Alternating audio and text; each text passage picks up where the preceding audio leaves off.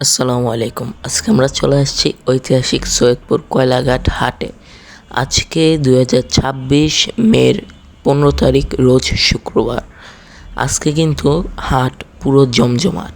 এখানে ক্রেতা না থাকলেও গরুপ্রেমীরা কিন্তু চলে আসছে অলরেডি হাটে। নারায়ণগঞ্জে এই প্রথমেই গরু আসলো এই হাটে। অন্য কোনো হাটে কোনো কাজও নেই, প্যান্ডেল নাই, লাইটিংও নেই, কিন্তু এই হাটে অনেক গরু চলে আসছে।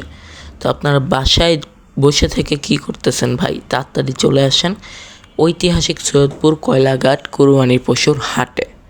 এটি হচ্ছে নারায়ণগঞ্জের সবচেয়ে শ্রেষ্ঠ, সবচেয়ে বড় এবং তাড়াতাড়ি গরু আসাদের মধ্যে এক নাম্বার।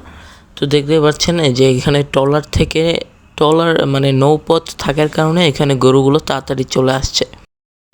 অনেকটি পথ পাড়ি দেওয়ার পর এই গরুটার অবস্থা অনেক খারাপ হয়ে যায়, যার কারণে এটি তার হাঁটতে কষ্ট হচ্ছে অনেক। সে অনেকক্ষণ পড়েই ছিল এক জায়গায়।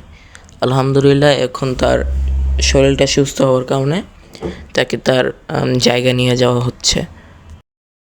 আর এখানেই দেখতে পাচ্ছেন সুঠাম দেহের গরু কিন্তু চলে আসছে। আর এই কয়লাঘাট আগে অনেক ছোট হতো, কিন্তু এখন অনেক বড় পরিসরে হতে যাচ্ছে। তো এখানে দেখতে পাচ্ছেন এখানে সব 1.5 লাখের উপরে গরু। আজকে ব্যাপারী ভাইয়েরা প্রথম আসছে, সেজন্য তাদের সাথে কথা বলতে পারলাম না যে কোথা থেকে আসছে, কতের গরু নিয়ে আসছে। তো আজকে তারা প্রথম গরু নিয়ে আসছে, তারা জায়গার ব্যাপারে একটু চিন্তিত বা একটু ব্যস্ত আছে, তাই আমরা তাদেরকে আর ডিস্টার্ব করলাম না। তো আপনারা গরুগুলো দেখতে থাকেন এবং এনজয় করেন।